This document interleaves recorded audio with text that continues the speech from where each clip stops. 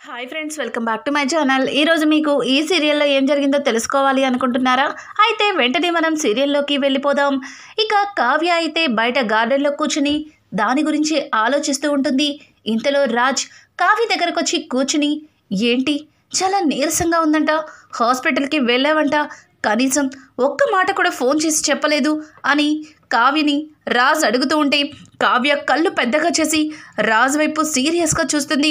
వెంటనే రాజ్, సారీ నేనే ఫోన్ చూసుకోలేదు, నీతో సరిగా మాట్లాడలేదు, నన్ను క్షమిస్తావా అని చెప్పి రాజ్ అయితే తడబడుతూ కావ్యతో మాట్లాడుతూ ఉంటే, ఎందుకండి నేను మిమ్మల్ని క్షమించేది, అయినా మీరు ఆఫీస్లో చాలా బిజీగా ఉన్నారు, మీకు ఫోన్ కూడా లిఫ్ట్ చేయనంత వర్క్ ఉంది, కనీసం ఫోన్లో అవతల వాళ్ళు ఏం చెప్తున్నారో కూడా వినిపించుకోకుండా ఫోన్ కట్ చేసేస్తారు అని చెప్పి కావ్య రాజ్కి చీవాట్లు పెట్టి అక్కడి నుంచి వెళ్ళిపోతుంది. రాజ్ అయితే కావ్య తన దగ్గర నుంచి వెళ్ళిపోవడం ఒక్క క్షణం తను తట్టుకోలేకపోతాడు. కావ్య తనని వదిలి దూరంగా వెళ్ళిపోతున్నట్లుగా ఫీల్ అవుతాడు. ఆగు కళావతి అని పిలుస్తున్నా సరే వినిపించుకోకుండా కావ్య గదిలోకైతే వెళ్తుంది. అలా గదిలోకి వెళ్ళిన కావ్య రాజ్ రాకముందే డోర్ వేసుకుంటుంది. రాజ్కి ఏమీ అర్థం కాదు, కళావతి ఏంటి ఇలా ప్రవర్తిస్తుంది, కళావతి మీద నా మీద కళావతికి కోపం వచ్చినట్టుంది అని చెప్పి ఇక రాజ్ అయితే తన మనసులో అనుకుని కావ్యని ఎలా అయినా సరే నచ్చ చెప్పాలి అని తన గదిలోకి వెళ్ళబోతూ ఉంటాడు. ఇంతలో రాజ్కి శ్వేత కాల్ చేస్తుంది. రాజ్, అర్జెంటుగా ఒక్కసారి నువ్వు ఇక్కడికి రావాలి రాజ్, లేకపోతే నా పరిస్థితి చాలా విషమంగా మారే అవకాశం ఉంది అని చెప్పి రాజ్కి ఫోన్ చేయడంతో, ఏంటి శ్వేత పదే పదే ఇలా ఫోన్ చేసి ఇబ్బంది పెడుతున్నావు, నా భార్యకి అస్సలు హెల్త్ బాగాలేదు, నేను తన దగ్గరే ఉండి తనని జాగ్రత్తగా చూసుకోవాలి అని అనడంతో, లేదు రాజ్, నువ్విప్పుడు రాకపోతే ఇక ఈ శ్వేత నీకు శాశ్వతంగా దూరం అయిపోతుంది, ఇంకా కనిపించదు అని చెప్పడంతో, చూడు శ్వేత, అసలు ఎందుకు నువ్వు అలా మాట్లాడుతున్నావు, ఎందుకు అలా పిచ్చి పిచ్చి ఆలోచనలన్నీ తీసుకుంటున్నావు, ఉదయం కూడా హాస్పిటల్లో నీకు చాలా నచ్చ చెప్పాను, అయినా మళ్ళీ ఏంటి ప్రయత్నాలు అని అంటుంటే, అది కాదు రాజ్, నేనేమీ చేసుకోను, కానీ నన్ను అని చెప్పి వెంటనే కాల్ కట్ చేస్తుంది. ఒక్క క్షణం రాజ్ అయితే ఇక వెంటనే శ్వేత దగ్గరికి బయలుదేరుతాడు. ఇక్కడ చూస్తే కావ్య ఎంతసేపటికి రాజ్ రాకపోయేసరికి తన మనసులో ఆయన్ని బాధ పెట్టానేమో, నేను ఆయన్ని అనవసరంగా అపార్థం చేసుకున్నానేమో, నిజాలు తెలియకుండా ఆయన్ని ఇలా దూరం పెట్టడం ఏమాత్రం కరెక్ట్ కాదు అని కావ్య తన మనసులో అనుకుని ఒక్క క్షణం కిందకి వెళ్ళి చూస్తుంది. తీరా చూస్తే అక్కడ రాజ్ అదే టైంలో కార్ తీసి బయటికి వెళ్ళిపోవడం కనిపిస్తుంది. రాజ్ అలా వెళ్ళిపోవడాన్ని కావ్య తట్టుకోలేదు. ఇక కళ్యాణ్ కూడా నిద్ర పట్టక బయటికి వచ్చేసరికి కావ్యని చూస్తాడు. వదినా, మీకు ఆరోగ్యం అంతగా బాగోలేదు కదా, నిద్రపోకుండా ఎందుకు ఇలా బయటే ఉన్నారు అని అంటుంటే, కవిగారు నాకు చిన్న సహాయం చేస్తారా, ఒక్కసారి కార్ తీయండి అని అనడంతో ఇక కళ్యాణ్ అయితే, ఎక్కడికి వదినా, ఏమైంది అని అడగడంతో, ప్లీజ్ కవిగారు ఒక్కసారి కార్ తీయండి, పదండి అని చెప్పి ఇక కళ్యాణ్ అలాగే కావ్య ఇద్దరు కూడా కార్తో రాజ్ని ఫాలో చేస్తారు. రాజ్ కార్ శ్వేత ఇంటి ముందు ఆగుతుంది. రాజ్ కార్ చూసి కళ్యాణ్ అయితే, ఏంటొదినా, అన్నయ్య ఈ టైంలో ఎక్కడికి వచ్చాడేంటి, అయినా అన్నయ్య నీకు ఒంట్లో బాగోకపోతే నిన్ను చూసుకోకుండా ఇలా బయటికి వచ్చాడేంటి అని చెప్పి కళ్యాణ్కి ఏమీ అర్థం కాదు. కవిగారు ఒక్కసారి మీ అన్నయ్యకి ఫోన్ చేయండి, ఎక్కడ ఉన్నారో అడగండి అని చెప్పడంతో ఇక కళ్యాణ్ అయితే కావ్య చెప్పినట్లుగా రాజ్కి ఫోన్ చేస్తాడు. రాజ్ ఫోన్లో, ఏంట్రా ఏ టైంలో ఫోన్ చేసావు, నిద్ర పట్టట్లేదా అని అడగడంతో, అది కాదన్నయ్య, నువ్వు ఇంట్లో కనిపించకపోతే ఎక్కడున్నావా అని చేశాను అని అడగడంతో, నాకు అర్జెంటుగా ఆఫీస్కి సంబంధించి చిన్న వర్క్ పడింది, దానివల్ల బయటికి రావాల్సి వచ్చింది, నువ్వు ఇక నిద్రపో, నేను వచ్చేస్తాలే అని చెప్పి రాజ్ కాల్ కట్ చేస్తాడు. ఏంటొదినా, ఆఫీస్ వర్క్ అని చెప్పి ఎవరో ఇంటి ముందు వచ్చి కారు ఆపాడు, పైగా నేను తర్వాత చేస్తానని ఫోన్ పెట్టేశాడు అని అడగడంతో, చూడండి కవిగారు, ఇంట్లో అందరితో చెప్పే విషయం కాదు, మీరు నాకు ఒక మరిదైనా సరే నా సొంత తమ్ముళ్లాగా నన్ను చూసుకుంటున్నారు, మీకు నేనేంటో తెలుసు, అలాగే నేను కూడా మీ దగ్గర ఈ నిజాన్ని దాచిపెట్టాలి అనుకోలేదు, అందుకే అందుకే మిమ్మల్ని తీసుకొచ్చాను అని చెప్పి ఇక కావ్య జరిగిందంతా కూడా కళ్యాణ్కి చెప్తుంది. ఒక్క క్షణం కళ్యాణ్కి ఏమీ అర్థం కాదు.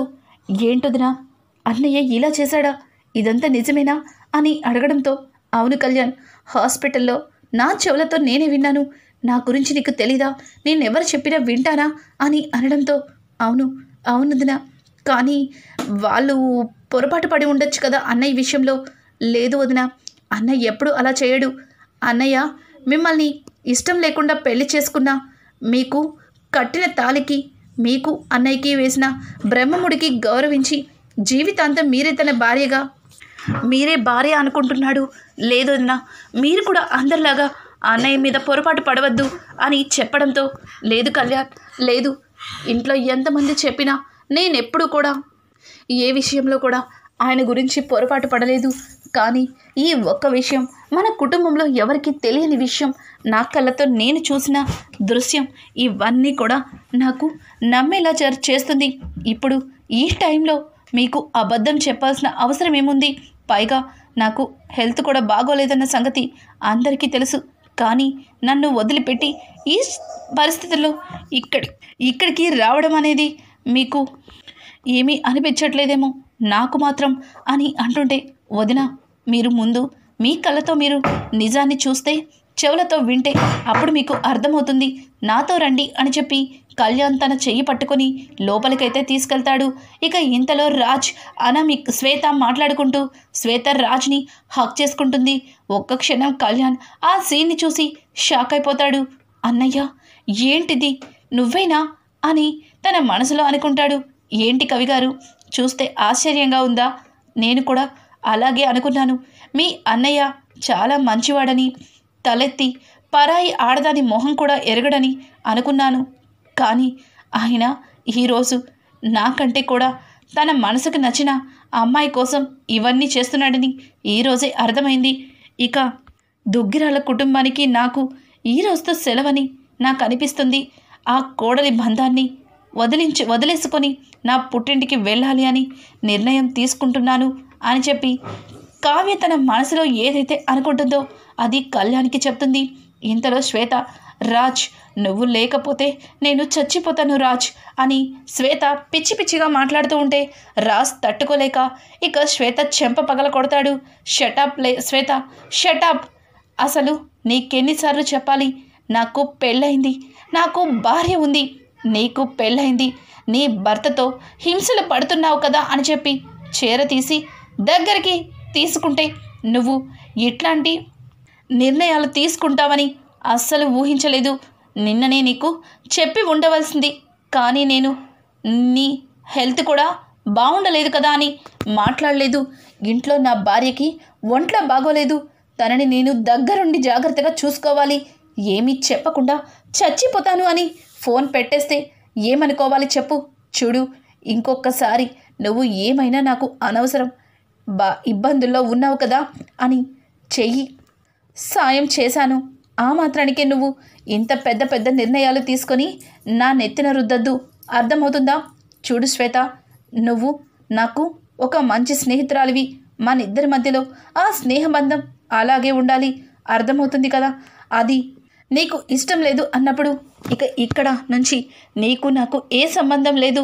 ఇంకొక మాట, నీ భర్త మంచివాడు కాదు అని చెప్పావు, కానీ నేను అతను ఎట్లాంటివాడో ఏ మాత్రం కూడా ఆలోచించకుండా నీకు కోర్టులో విడాకులు ఇప్పిస్తున్నాను. కానీ నువ్వు ఇట్లాంటి నిర్ణయాలు తీసుకుంటే నాకు అస్సలు నచ్చదు అని చెప్పి ఇక రాజైతే శ్వేతకి వార్నింగ్ ఇచ్చి బయటకైతే వస్తాడు. అప్పటికే అక్కడి నుంచి కావ్య వెళ్ళిపోతుంది. కానీ కళ్యాణ్ జరిగిందంతా కూడా వింటాడు. వదిన అన్నయ్యని అపార్థం చేసుకుంటుంది, కానీ అన్నయ్య శ్రీరామచంద్రుడు అన్న సంగతి వదినకి ఎందుకు తెలియట్లేదు. ఇంట్లో ఎవరు ఏమన్నా సరే మాట్లాడని వదిన ఈరోజు అన్నయ్య విషయంలో ఇంత పెద్ద నిర్ణయం తీసుకోవడం నాకు చాలా ఆశ్చర్యాన్ని కలిగిస్తుంది అని కళ్యాణ్ తన మనసులో అనుకుని ఇక అక్కడి నుంచి తాను కూడా కారు తీయబోతూ ఉంటాడు. ఇంతలో రాజ్ బయటికి వచ్చి కళ్యాణ్ని చూస్తాడు. కళ్యాణ్ అని అనడంతో ఏంట్రా, నువ్వేంటి ఇక్కడున్నావు, పైగా ఇందాక ఫోన్ చేశావు అని చెప్పి రాజ్ కళ్యాణ్ని అడుగుతుంటే సారీ అన్నయ్య, నీతో నేను అబద్ధం చెప్పాను, వదిన నేనే కలిసి ఇక్కడికి వచ్చాం. వదినే నీకు ఫోన్ చేయమని చెప్పింది అని చెప్పి జరిగిందంతా కూడా కళ్యాణ్ రాజ్తో చెప్తాడు. రాజ్ ఒక్క క్షణం అక్కడికక్కడే కుప్పకూలిపోతాడు. ఏంటి కళ్యాణ్, ఎందుకు ఇలా చేసావు? నాతో నిజం చెప్పుండాల్సింది. నేనే అంత వివరంగా చెప్పేదాన్ని కదా. ఇప్పుడు కళావతి ఎంత బాధపడుతుందో, ఎంత కుమిలిపోతుందో అని అంటుంటే, అవునన్నయ్య, ఇక దుగ్గిరాల కుటుంబానికి నాకు సంబంధం లేదు అని వదిన ఇక్కడి నుంచి ఎంత చెప్పినా కూడా వినకుండా వెళ్ళిపోయిందన్నయ్య తన పుట్టింటికి అని చెప్పి కళ్యాణ్ చెప్పడంతో ఒక్కసారిగా రాజ్ తట్టుకోలేక కావ్య కోసం కావ్య పుట్టింటికి వెళ్తాడు. కానీ కావ్య అక్కడ ఉండదు. ఇక అలాగే కనకం, కృష్ణమూర్తి ఇంకా వాళ్ళ పెద్దమ్మ ముగ్గురు కూడా రాజ్ని చూసి చాలా కంగారు పడతారు. ఏం చేసావు నా కూతుర్ని? ఇప్పుడు ఈ టైంలో నా కూతురు కోసం నువ్వు రావడం ఏంటి అని చెప్పి కనకమైతే రాజ్ని చొక్కా పట్టుకొని నిలదీస్తుంది. రాజ్, ఏంటి కళావతి ఇక్కడికి రాలేదా? ఎక్కడికి వెళ్ళినట్టు? ఇక్కడికే వెళ్ళిపోతాను అని చెప్పిందంట అని చెప్పి ఇక రాజ్ అడుగు తీసి బయట పెట్టబోతుంటే, ఆగు, నా కూతుర్ని నా చేతుల్లో పెట్టకపోతే అస్సలు ఊరుకోను అని చెప్పి కృష్ణమూర్తి కూడా రాజ్ మీద గట్టిగా అరుస్తాడు. తను కోపం తెచ్చుకొని ఇక చెయ్యెత్తబోతే ఇంతలో నాన్న అని కావ్య గొంతు వినిపిస్తుంది. ఒక్క క్షణం అందరూ కూడా తల పక్కకి తిప్పేసరికి కావ్య ఇంటికి వస్తుంది. నాన్న, ఆయన మీ ఇంటి అల్లుడు. ఈ ఇంటి అల్లుడు మీద చెయ్యెత్తుతారా? నా భర్త మీద చెయ్యెత్తితే నేను అస్సలు ఊరుకోను అని చెప్పి కావ్య ఎదిరించి ఇక కృష్ణమూర్తితో మాట్లాడుతుంది. అమ్మా కావ్య, నీకోసమేనమ్మా అల్లుడు గారి మీద చెయ్యెత్తాను. లేకపోతే అల్లుడు గారి మీద నేనెందుకు చెయ్యెత్తుతాను? నువ్వు ఏమైపోయావో, నీకు ఏం జరిగిందో అని చాలా కంగారు పడ్డాను అని చెప్పి ఇక కృష్ణమూర్తిని కావ్యతో మాట్లాడతాడు. ఇక ఇంతలో రాజ్, కళావతి ఏమైపోయావు? నువ్వు నా గురించి పొరపాటు పడుతున్నావు, నువ్వు నన్ను అనుమానిస్తున్నావు అని అంటుంటే, కావ్య ప్లీజ్ దయచేసి ఇక్కడి నుంచి వెళ్ళిపోండి. నేను మీరు ఏం చెప్పినా సరే వినతలుచుకోలేదు. నాన్న, ఆయన్ని ఇక్కడి నుంచి పంపించేయండి అని చెప్పి గదిలోకి వెళ్ళి తలుపు వేసుకుంటుంది. ఇక కృష్ణమూర్తి అయితే, బాబు, అమ్మాయి చాలా బాధలో ఉంది. తనకి ఏం జరిగిందో ఏంటో అన్నది నిదానంగా మేము తెలుసుకొని మాట్లాడతాము. మిమ్మల్ని వెళ్ళిపోమని చెప్పలేను, కానీ అమ్మాయి కోసం దయచేసి అని అంటుంటే, అర్థమైంది, బాగా అర్థమైంది. మీరు కూడా నన్ను ఇంట్లో నుంచి వెళ్ళిపోమని చెప్తున్నారు, అర్థమైంది అని అనుకుంటూ రాజ్, కళావతి, నువ్వు నా గురించి నిజం తెలుసుకున్న రోజు చాలా బాధపడతావు అని చెప్పి అక్కడి నుంచి రాజ్ వెళ్ళిపోతాడు. ఇక కావ్య గదిలో కూర్చుని బోరున ఏడుస్తుంది. ఇంతలో కావ్య దగ్గరికి కనకం వచ్చి, కావ్య ఏమైంది? ఇంత టైంలో ఇక్కడికి ఎందుకు వచ్చావే? అసలు అల్లుడు గారికి నీకు మధ్యలో ఏం గొడవలు ఉన్నాయే? అసలు ఏమైందే అని అడగడంతో, చూడమ్మా, నేను ఏ రోజైతే మీకు నిజం చెప్తానో అంతవరకు కూడా మీరు నన్ను ఏమీ అడగద్దు, ప్లీజ్, మీకు దండం పెడతాను అని చెప్పి కనకమైతే కృష్ణమూర్తి కనకంలా నోరు మూయిస్తుంది. కావ్య ఆ మాటతో కృష్ణమూర్తి, చూడు కనకం, దాన్ని ఇబ్బంది పెట్టమాకు. కావ్య ఏంటో నాకు పూర్తిగా తెలుసు. ఎంత కష్టం వచ్చినా, ఎంత బాధ వచ్చినా చిరునవ్వుతో అందరికీ సమాధానం చెప్పే నా కూతురు ఈరోజు ఇంత కుమిలిపోయి తాను చేసుకున్న భర్తే వద్దు అని ఇక్కడికి వచ్చింది అంటే తను ఎంత పెద్ద కష్టంలో ఉందో అర్థం చేసుకో. వద్దు, అది ఎప్పుడైతే చెప్తుందో అప్పుడే విందాం. ఇక దాని గురించి ఏమీ అడగద్దు అమ్మాయిని అని చెప్పి కనకం అక్కడి నుంచి తీసుకొచ్చేసి ఇక కావ్యకి, అమ్మ కావ్య, భోంచేసావా? భోజనం తిను, నిద్రపో అని చెప్పి కృష్ణమూర్తి కావ్యని నిద్రపొమ్మంటాడు భోజనం చేసి. ఇక ఉదయాన్నే కావ్య అయితే ఎప్పటిలాగే చక్కగా బొమ్మలని తీసి రంగులు వేస్తూ కొత్త కొత్త బొమ్మల్ని రెడీ చేస్తూ బయట పెరట్లో కనిపిస్తుంది. ఒక్కసారిగా కృష్ణమూర్తి అదంతా చూసి, అమ్మ కావ్య, ఏంటమ్మా ఇది? నువ్వేంటమ్మా అని అంటుంటే, నాన్న, మనం చేసే వృత్తిని ఎప్పుడు కూడా మనం మర్చిపోకూడదు. మనం ఎక్కడి నుంచి వచ్చామో, ఎక్కడి నుంచి ఏ స్థాయి నుంచి వచ్చామో అది ఎన్నటికీ కూడా కించపరిచేలా చేయకూడదు. మనం ఇక్కడి నుంచే వచ్చాం. ఈ మట్టి పిసికే బొమ్మలు రెడీ చేశాం. ఆ బొమ్మలకి రంగులు వేసి ఆకారాలని ఇచ్చాను. వాటిని గుడుల్లో, మందిరాల్లో పెట్టుకుని పూజలు చేస్తున్నారు. వీటిని ఎప్పటికీ మర్చిపోలేను నేను అని చెప్పి ఇక కావ్య, రానన్న, నీకు చాలా పెద్ద ఆర్డర్ వచ్చింది. ఈ ఆర్డర్ వచ్చిన వాళ్ళు నిన్ను ఎన్నేసి మాటలన్నారో నీకు తెలియనిది కాదు.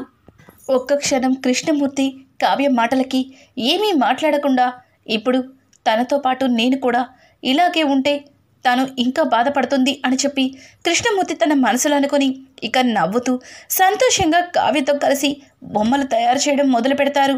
ఇంకా అలా వాళ్ళకి వచ్చిన కాంట్రాక్ట్ పని మొత్తం కూడా పూర్తి చేసి వాళ్ళకి ఇవ్వడానికి అన్నీ రెడీగా పెట్టుకుని ఇక కావ్య అలాగే కనకం మళ్ళీ కృష్ణమూర్తి ఎప్పుడైతే పాత రోజుల్లో ఏ రకంగా అయితే ఉండేవారో మళ్ళీ అలాగే బొమ్మలు తయారు చేస్తూ రంగులు వేయడం మొదలు పెడతారు.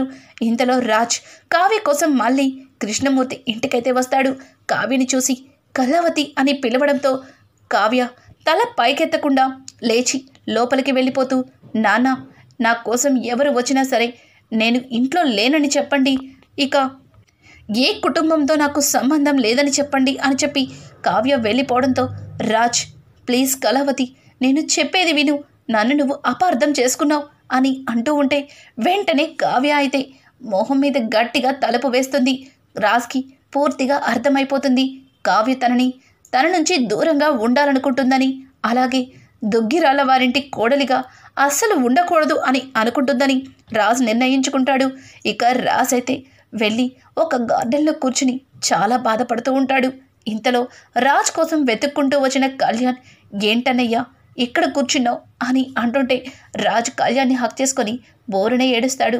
మీ వదినకి అర్థం కావట్లేదురా, తనని నేను ఎంత ఎంత ప్రేమిస్తున్నానో, తను లేకపోతే నేను ఉండలేను అన్న సంగతి కళావతికి అర్థం కావట్లేదురా అని చెప్పి రాజ్ మనసులో ఉన్న కావ్య మీద ప్రేమని బయటకి కక్కుతాడు. ఒక్క క్షణం కళ్యాణ్ అయితే ఆ మాటలకి సంతోషిస్తాడు.